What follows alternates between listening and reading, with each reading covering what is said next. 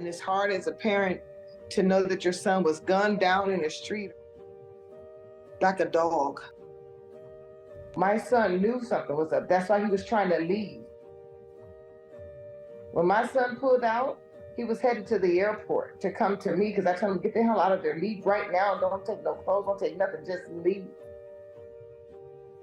You know, and he was leaving. And that's when but he never made it to the airport because they killed him.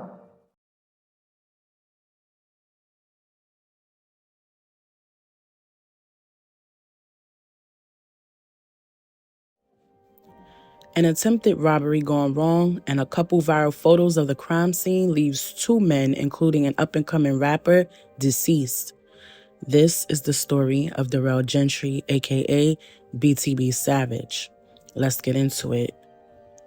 Darrell Gentry, originally from Cleveland, Ohio, where he was born, moved over to Texas at some point with his mom. He attended Churchill High School where he played basketball, and after graduating, he took an interest in music. However, he began facing some financial struggles, so he went into the military for some stability and served 4 years there. But even still, the military wasn't paying him enough to where he felt comfortable, so he started taking music more seriously and jump-started his rap career with the moniker BTB Savage. Now, based on my research, I can only see as far back as 2021 when he began rapping, but if I'm wrong, feel free to leave what you know about BTB Savage's starting music in the comments.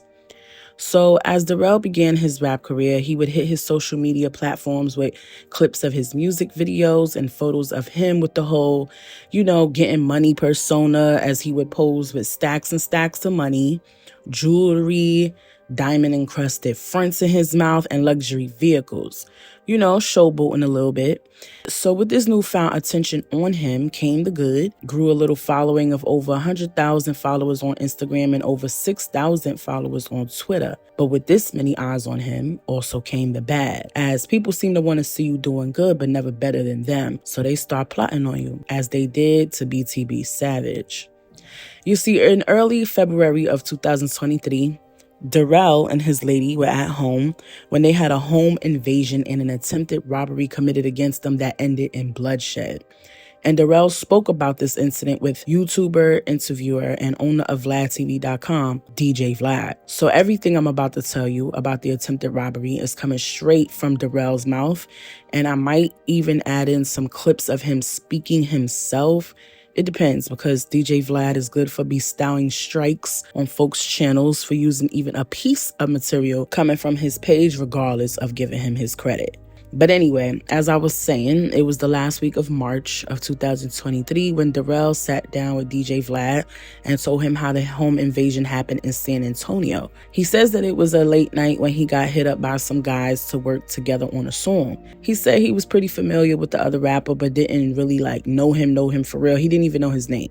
He just knew of him, and he didn't think anything of the dude hitting him up to work, because anytime they ran into each other, the dude would tell him that he wanted to work with him on a song. Plus, Darrell said he was always getting hit up by people reaching out to him to work on a song, so it was regular to him. But he said on this night in particular, he really didn't even want to do any work because it was already late. He ain't feel like going back out to the studio. He ain't even had no studio equipment at his spot, and he could always postpone it for the next day where they can link up at an official studio space to work. He said anytime he gave these dudes a reason as to why he didn't think it was a good idea to link up that night, they had a rebuttal, like telling him, oh, don't worry about the equipment. We got equipment. We got it with us. We could pull up with our stuff. And he said he even asked his lady at the time for her opinion, but he ended up just deciding to go ahead and work with these dudes anyway because they was paying as far as he knew. And he wanted the bread. He was driven by the money. So he told the dudes, pull up. So, boom, these guys pull up to the spot. They all hype. They like, oh, we been trying to work with you. And Darrell said the first thing he noticed was how these guys were looking around his spot, which he found weird. We go inside the crib, and then they just talking and like looking around. That's why I figured it was kind of weird. They looking around when they first walk in my crib, like more like that and shit. But I just kind of didn't pay it no mind. I was just more of like, come on, let's get this out the way. I'm just gonna knock this out 30 seconds out, wrap it real quick, and now I'm done. So he goes on to say these guys had some studio equipment with them, but it wasn't really much of any equipment. And as I stated before, he was familiar with the dude, like the other rapper, but there was this one older dude there that he didn't know at all, which happened to be the uncle of the young man that he was going to be doing a feature on the song for. So the young man who's supposed to be the other artist, he starts talking to his uncle and he's like, oh, damn, I forgot some of the equipment in the car. And his uncle's like, all right, go out to the car and go get it. I'm going to wait right here. Darrell said he found that strange because it should have been the other way around. You know, like if I'm doing a song with you, this is what Darrell is saying. If I'm doing a song with you and we more familiar with each other, then why would you leave some random person that I don't know in my crib? So once the young man walked out the crib, the other rapper, once he walked out the crib, Darrell said he locked the door behind him because he was nervous. So I'm thinking like, damn, why would you, it should be the opposite way. You tell him to go. Cause we like the ones we locked in, we talked or whatever about the song, to do the song, and you gonna leave the random dude in my crib type shit. So when he walked out, I was kind of nervous, so I locked the door, both locked. So after Darrell locks the door, he says the uncle starts pulling out money, showing him wads of cash, talking about, oh, nah, bro, you ain't got to worry. We ain't on no weird timing. We been getting active. We not on no funny stuff.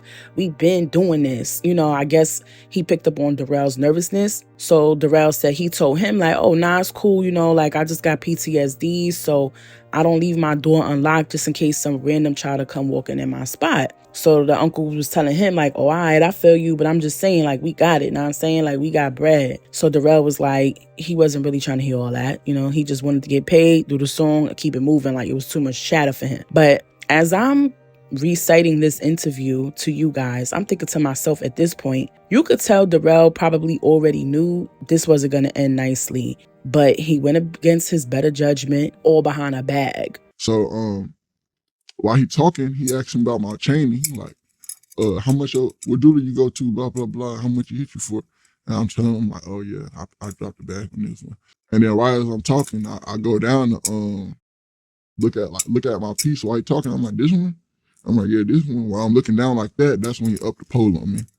And he like, oh yeah, run that. And he had a distance though. And I'm like, man, you got me f***ed up. I ain't running. So Darrell goes on to talk about how the uncle was asking him about his chains. You know, he's looking at Darrell's chains and he's like, yo, those is fire. Like, where you got those from?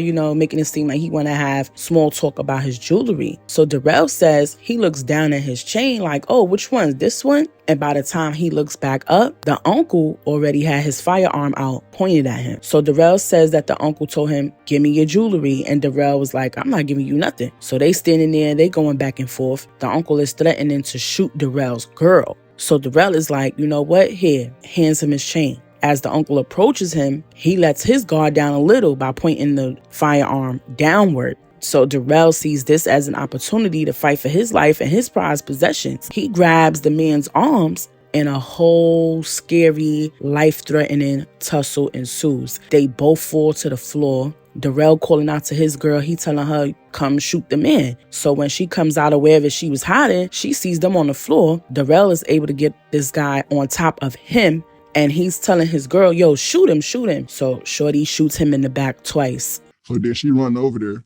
She got down shaking and shit. And I'm looking at her. I'm like, shoot him, shoot him. So like, well, I swing my hip under him like that to put him on top of me, all the way on top of me. And then she's popping him in the back twice. Like, she's like, boom, boom. So now they still tussling, and Darrell gets up from underneath this guy. And then he gets on top of him somehow, and he realizes that this guy doesn't have not only one, but two firearms on him. So Darrell, you know, at this point, he's fighting for his life. He's trying to make sure he stays on top of this man. So he grabs one of the man's arms, but the other arm is pointed at Darrell's girl, and it's a red beam on the firearm. So he's trying to aim for this girl's face. Darrell tells her, run. As she runs out of dodge, the man lets off 3 shots. Boom, boom, boom. So now at this point, Darrell is spazzing because he tells the man that his son is in the back room. So now Darrell is trying to speak reasoning into him. And he's like, listen, just get out of here. You might as well get up out of here. All these shots done went out. Police is on their way. Just leave. And this guy is like, nah, I'm not leaving out of here with nothing. So as they're doing this back and forth, Darrell hears a loud boom, at the door. So now at this point, he's realizing somebody trying to kick his door down. He's thinking to himself, this must be the dudes that this man is with. So the uncle starts yelling and he's like telling the people on the outside of the door, shoot through the door, shoot through the door. So from the outside, they start shooting through the door. They shot through the door a couple times. So now Darrell is yelling out to his lady like, yo, bring me the firearm, bring me the firearm. And so she's scared. She's scared to run past the door because they were shooting from the outside. So he's telling her slide the firearm across the floor, but she was standing at an angle where she wouldn't be able to slide it. And while all this is going on, the guys is on the outside of the door. They start shooting multiple rounds from outside of the door. So now he telling his shorty like, yo, bust back, shoot back. She starts shooting back. She shoots back twice. And then the guys just left. The guys who came there with the uncle, they left. They left their mans in the crib, left the scene, didn't even bother finishing what they came there for or even helping their mans. So I'm like, all right, baby. I'm like, shoot him then, shoot him. But after I said shoot him, bro, I probably said like 20 rounds just go off through my door. Boom, boom, boom, boom, boom, boom, boom, boom. Back to back to back to back to back, non-stop. Like that shit was not stopping. I'm like, all right, bet. So boom, I'm still sticking down. And I tell her to shoot through the door. I'm like, shoot through the door. Fuck it, then. You want to slide me? You're going to blow that bitch through the door then. So she shoot through the door twice. She like, boom, boom, and shoot through the door. And then they left him. They left him like, nobody shooting through the door, nobody kicking. You would think like, if you go on, I ain't gonna say if you're going to go do something like that, everybody gonna be on tack, like, especially if y'all call yourself family or whatever. You would think they partners gonna go all out. Like, once they shoot through the door, my door is weak at that point. All you could do is just step through it. Like, they didn't do nothing. They just completely left him for dead. So now at this point, Darrell has hold of one of the firearms and he kicks the other firearm a distance away from them. So he tells his shorty, yo, shoot him, shoot this dude. But she was getting nervous because the way that Darrell was standing, he was positioned in a way where he was standing over the guy and she didn't want to shoot Darrell.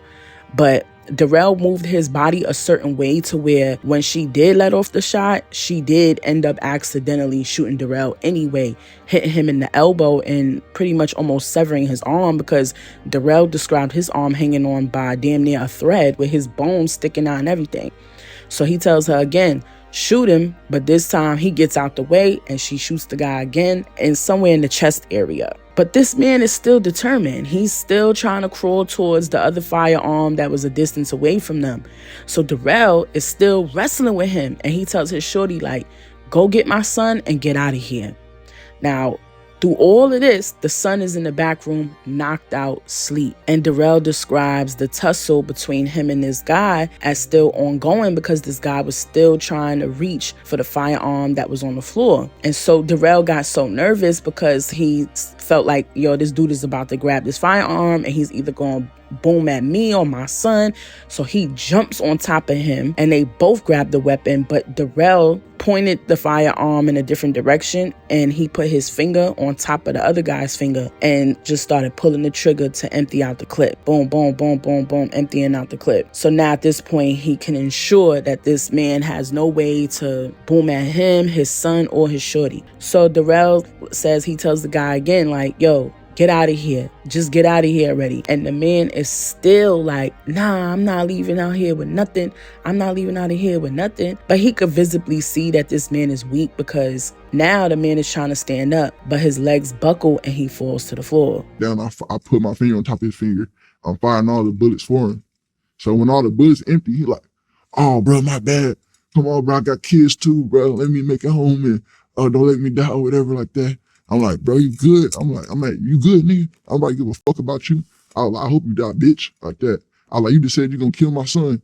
And then he was like, no, it's not like that. I like, fuck you. So at this point, the man realizes it's pretty much game over for him. And now he just starts begging for his life. He's telling Darrell like, yo, I'm sorry. I'm a father too. I got kids too. And Darrell is like, man, you. So now at this point, he telling his lady, all right, grab my son. We out of here. So as they trying to head out, the man on the floor grabbed Darrell's ankle and literally asked him to take him with them so that they can take him to the hospital. But Darrell, again, was like, fuck you. And he kept it moving. He left him there. So he was able to drive for a little while with his son in the car to drop his son off with his mom. But he eventually wasn't able to drive anymore due to his elbow being shot in the process of everything that went down. So he called his mans to come and get him and take him to the hospital. As they get to the hospital, and while at the hospital, of course, detectives came and questioned him and his girl. Both Darrell and his lady's stories match up as to what happened. And so the detectives end up telling Darrell how the man who was trying to rob them was now deceased. He expired there at the scene. And based on what Darrell and his girl told the detectives, neither one of them got in trouble. It was, of course, determined to be self-defense. That's what it was, And Darrell did have to get surgery on his arm. So I tell him all that or whatever. Then he was like, well, he died. And I was like, shit, good. Like, my son was in there. I was like, so whatever go on, I ain't tripping. Like that, I did that shit for my son. I was like, he got it. He had to go. He had to die. And so Darrell went on to express to DJ Vlad how the whole ordeal only made his PTSD worse. He didn't feel comfortable around people he didn't know because, you never know. What if he could be around some people who knew this guy and wanted revenge for him? Which, speaking of, Vlad asked Darrell, like, are you concerned that people will try to seek revenge for him? And Darrell said, I ain't gonna lie. Unless they pussies, but ain't no street nigga just about to let, whether regardless of what happened, be like, oh, it is what it is. They got people that love that nigga. Like, he got real family members too. So they for sure might do what they do. But I'm gonna get active. That's all it is. And it is what it is. It's on the floor. It'll be smoke forever. He said he sleeps very well after all that went down, but he wasn't interested in staying in that apartment any longer. Understandably so. Now, Darrell did say that the police did not clean up the scene at his apartment, so he had to go back and clean it up. However, when Darrell went back to the apartment, he decided to have a photo shoot before cleaning up. You see, Darrell made a very bold decision to post these photos that went viral on the internet. It was him standing in the crime scene where the man lost his life at the apartment, and you can see blood everywhere. It's all over on the floor. It's on the door. It's on the walls. You could see bullet holes in the door. And the photos were captioned, quote unquote, too much motion. And these photos were posted to both his Twitter and Instagram. And they're actually still up on both his Twitter page and his Instagram right now as I speak into this mic. He posted these images with the intention of mocking the man's decision to play a dangerous game, and he really didn't care how the man's family and loved ones felt about it. Now, Darrell's mother, Bonita Ward, said she told her son to take the posts down and to allow the man's family to mourn in peace. But Darrell's ego had the bigger voice because that's what he decided to listen to instead of listening to his mama, who clearly knew best. I'm not one of those parents who try to cover up whatever their children's lifestyle is. I said, take that off of social media. I said, let this family mourn in peace. But they were was taunting my son, telling him that they were going to kill the family, that they were going to make his mama cry, like my son made his mother cry. And I told my son, don't respond. But their family member came to rob my son. Now, Darrell posted those images on Thursday, March 30th, 2023 at 5:04 p.m. Not even 2 hours later, 27-year-old Darrell Gentry was shot dead in his white Mercedes in the 4600 block of San Felipe Street near Mid Lane near the River Oaks area of Houston, Texas at approximately 6:10 p.m. When police arrived on the scene, they were able to gather information that it was a couple people in black sweatsuits with sunglasses that hopped out of a black Subaru and shot up Darrell's vehicle before fleeing the scene with more than 6 shell casings at the scene. His mother, Bonita, said she had no doubt that the shooting death of her son had everything to do with it being retaliation for the death of the man who robbed Darrell. She said the family of the man had been taunting Darrell, telling him that they was going to take his son's life, take out his mama and his whole family. And Bonita said she never referred to her son as his rap persona. She only knew him as Darrell. a father of a 4-year-old son, but she wasn't blind to how her son was portraying himself on the internet. She knew what he was doing and she didn't condone it. And during an interview with ABC 13 News, she said, quote, "I want to encourage all youth to stop the violence. Stop the violence. Do something different with your life. I'm fully aware of who my son is. The violence that takes place in these streets with these youths is so unnecessary. Kill your debt, kill the negativity, but don't kill each other," end quote. After Darrell's death, Bonita was able to gather surveillance at her son's apartment and saw that his apartment was robbed shortly after his life was taken. So she handed the tapes over to the authorities in hopes that it would help in capturing whoever was responsible for taking her son's life. Shortly after Darrell's death, police released a photo of a 40-year-old man named Montrell Leonard Burley and said he was a suspect wanted in the shooting death of Darrell with the warrant out for his arrest. But at the time, the other suspects still hadn't been identified. Now, Darrell's mom said just before his death, Darrell had sent her a text saying he felt like he was being set up. So she told him to leave wherever he was at. Apparently, he had dropped off these guys that he was with at the spot. And as he left, these guys sent text messages to the man who shot him, describing the car that he was driving and what he was wearing, which allowed the men to follow him and ultimately take his life. Just a couple days after that warrant had been issued for Montrell Burley's arrest, police were able to catch up with him and arrested him in early April of 2023. But he wasn't being charged for Darrell's death just yet at the time of the arrest. He was being taken in on unrelated drug charges, which was good enough to hold him as they gathered more evidence in the case of Darrell's shooting death. During their investigation, police were able to unveil an entire elaborate plan in Darrell's death. According to click2houston.com, the court documents obtained revealed that just 4 days before Darrell's death, Montrell Burley had rented a black Subaru Outback with Florida license plates from the rental company Avis in San Antonio. The day before the shooting on Wednesday, March 29, 2023, the plates had been picked up by a license plate reader. But by 7 p.m. that night, the plates had been swapped out with a stolen Kia out of Harris County, which had been picked up again by the scanner on a Subaru just minutes after the shooting of Darrell. Then, the plates had been swapped back again with the Florida plates almost 2 hours after the shooting. And just some hours before the shooting, Montrell Burley's cell phone had pinged off the towers in the area of Darrell's apartment in the 2000 block of West Creek Lane. Then cell phone data showed that Montrell was back at his new Braunfels home approximately 11 p.m. that evening of the shooting. After gathering these details, investigators issued a search warrant for the black Subaru. And when they were moving in to conduct the search warrant of the vehicle, the Subaru began to drive away and was stopped about 100 feet from Montrell's home, with Montrell in the passenger seat and his fiancée in the driver's seat. This is when Montrell was arrested on the drug charges. Now, when he was arrested, investigators began to ask him questions about the Subaru and the death of Darrell, but Montrell refused to speak without an attorney. And about a week after all the cell phone data was retrieved and all that, that's when they were able to hit him with the charge for the death of Darrell. Montrell had a bail set at $1 million US, and had it been that he was to be bailed out, he would have to wear a GPS monitor and remain on house arrest. Now, at the time of all this investigation and arrest made, the second suspect still hadn't been caught. But at this time is when we learned that Montrell was definitely a close friend of the man who attempted to rob Darrell. And by this time, we learned that the man's name was Omar Richardson, and he was in his early to mid-30s at the time of his death. Now, Montrell's next court date was scheduled for April 17th, 2023, but to be completely transparent, I can't seem to find anything concerning Montrell. I also couldn't find any information on the second possible suspect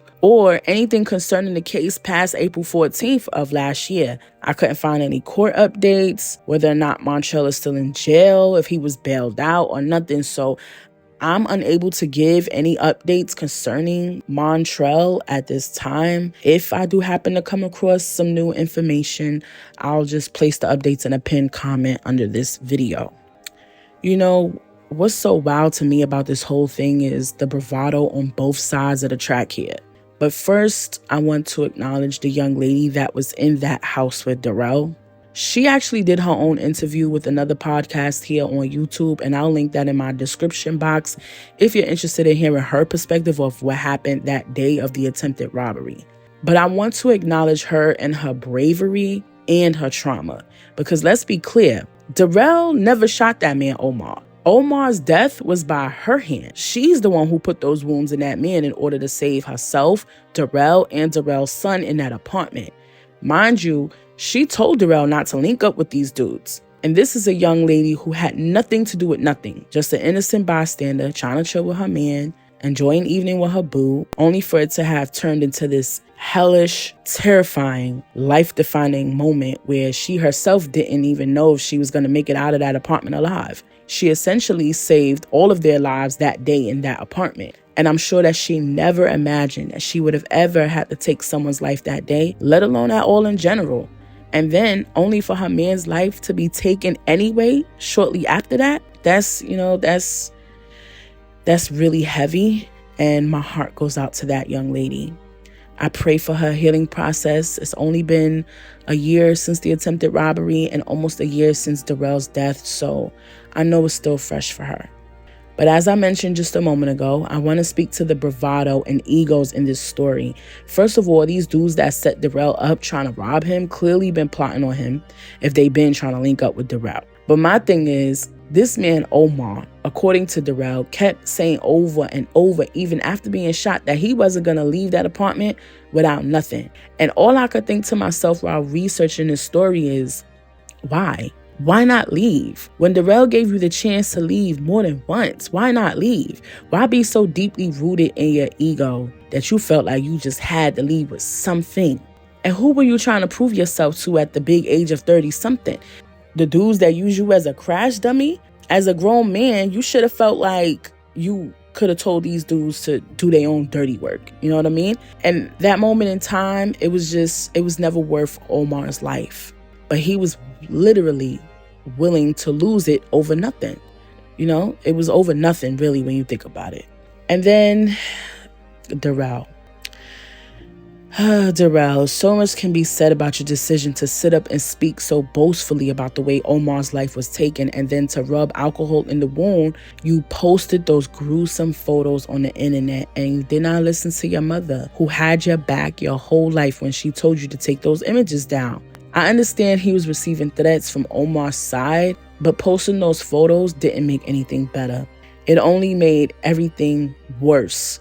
He posted those photos, doing what most of these young people do on the internet, you know, the most for a little bit. That's what they do. They do the most for a little bit.